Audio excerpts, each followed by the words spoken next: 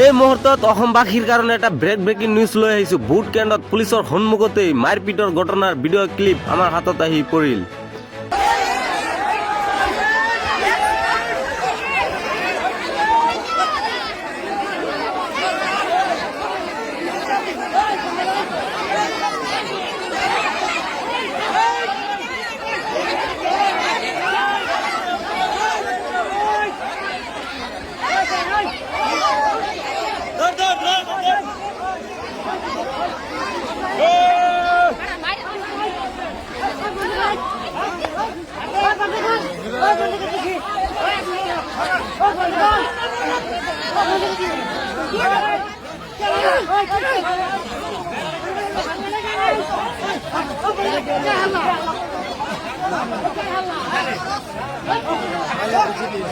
আমার